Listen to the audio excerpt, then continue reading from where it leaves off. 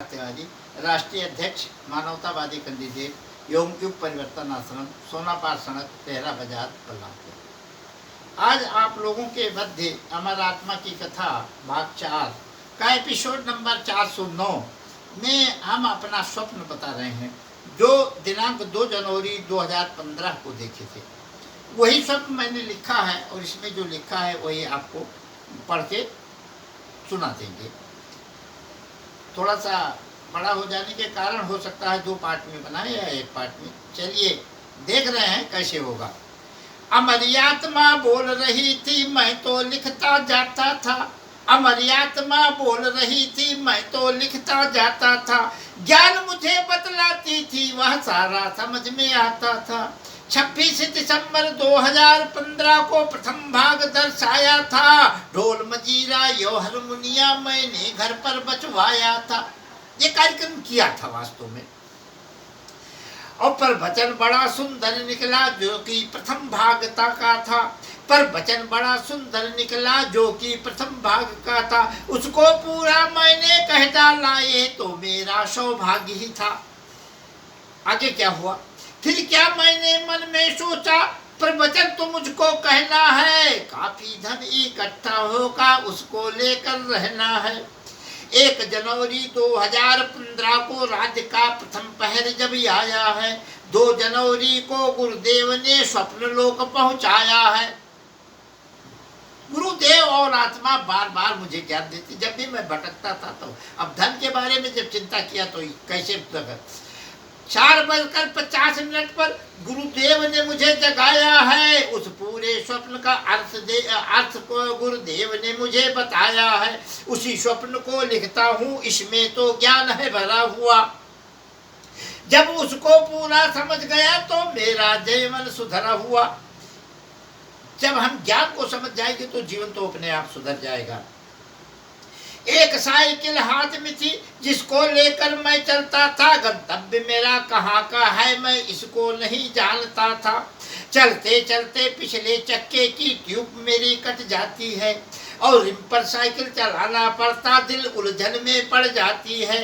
आगे क्या हो रहा है जरा आप ध्यान से देखिए। किताब में मैंने लिखा भाग 4 में स्टार्टिंग में, कुटिया एक मुझे मिलती, जिसमें मानो है जमा हुआ।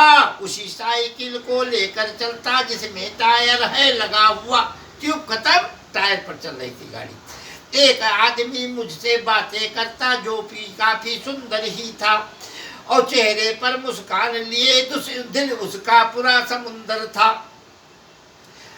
बड़े प्यार से बात करे और प्यार मुझे खूब देता था। मुझको लेकर साथ चला जहां पर उसका घर था। उसने कहा चलो मेरे घर। उसने कहा मित्र सुनो, अब चिंता तुम्हें न करना है, गंतव्य तक तुम्हें पहुंचाऊंगा। तुमको न किसी से डरना है। अब आपको आपके गंतव्य तक हम पहुंचा देंगे। फिर क्या कुटिया से तुरंत निकल उसके साथ चल देते हैं। साइकिल उसने थाम लिया, पक्का मित्र तो मेरे बनते हैं।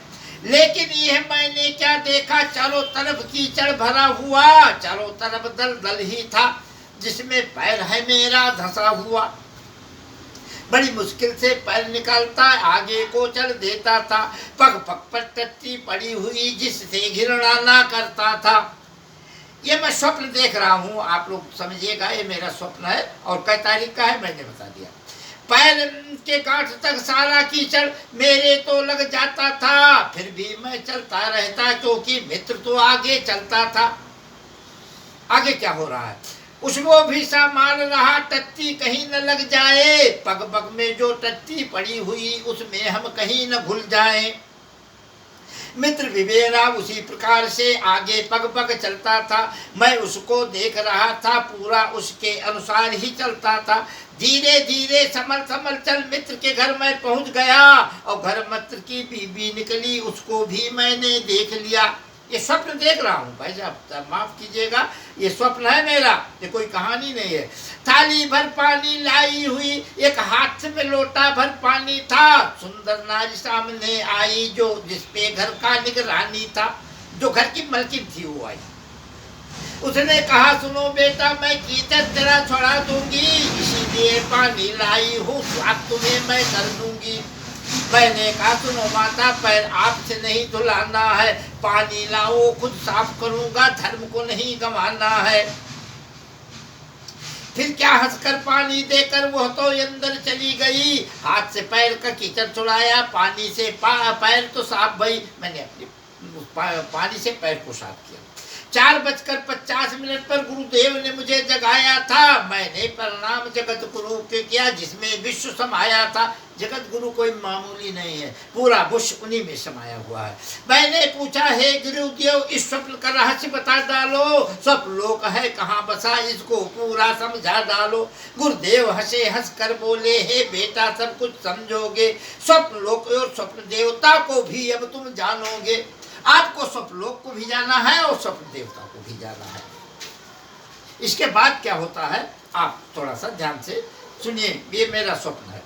बेटा तुमने जो स्वप्न देखा उसमें ज्ञान है भरा हुआ, उसको तुमको समझाता हूँ जो दिमाग में तेरे उभरा हुआ। 600 किलोमीटर तक धरती के ऊपर वायुमंडल है। इस धरती से 600 किलोमीटर तक क्या है, वायुमंडल है। इसको चीरता हुआ पहुंचता धरती का सौरमंडल है। इसको चीरता हुआ धरती का सूर्य का जो है किरण आती है। इसके ऊपर कल्पना लोक जो 300 किलोमीटर में बसा हुआ वायुमंडल के चारों तरफ फैला, जिससे धरती है टिका हुआ। इसके बाद कल्पना लोक पड़ेगा, 3 लोक है। उसके ऊपर स्वप्न लोक है। मैं तुमको बतलाता हूँ 300 किलोमीटर तक ये है, इसका रहस्य समझाता हूँ।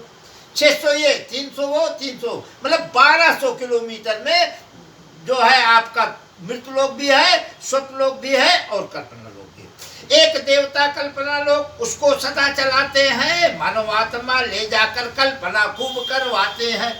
आपकी आत्मा जब आप कल्पना करते हैं आपके पास नहीं रहती, तो कल्पना लोक में रहती है। जरा इसे भी ध्यान दीजिए, आप भी भ्रमण कर रहे हैं। इससे विज्ञान पनपता है, मानव आगे बढ़ता जाता है, नई नई खोजें होती वह शीर्ष पे चढ़ता जाता है। कल्पना से विज्ञान बढ़ता है और विज्ञान से नई नई चीजों का खोज होता है।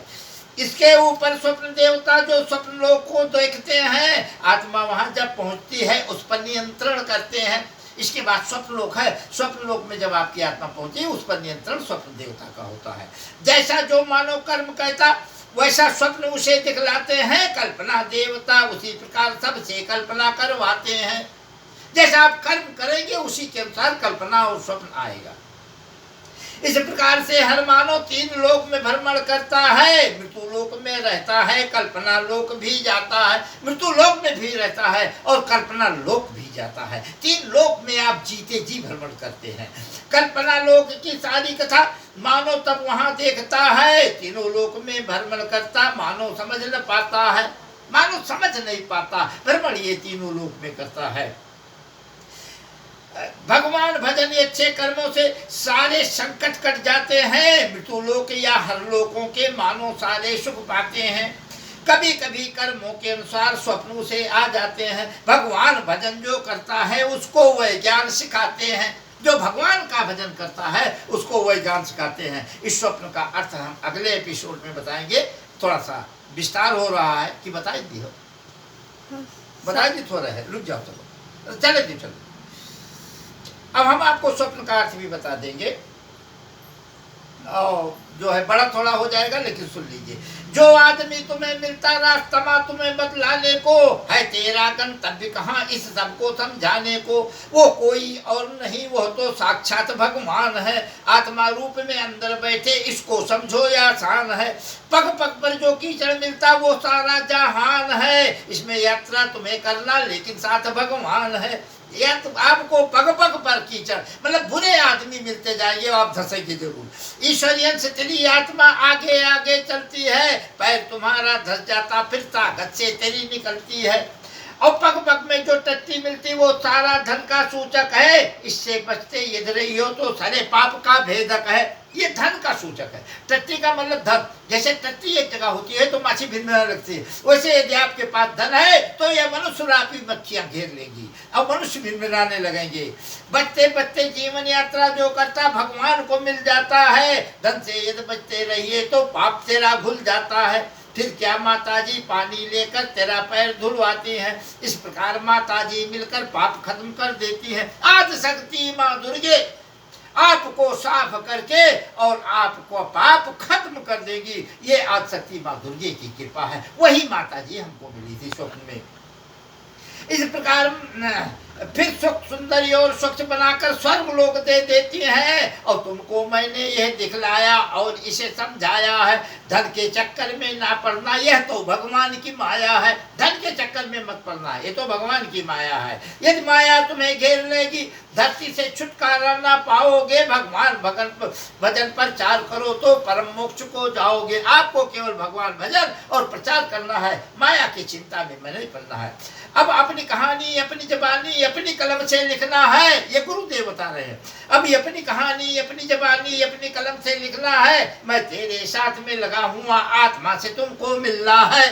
वो तो अमर आत्मा की जय।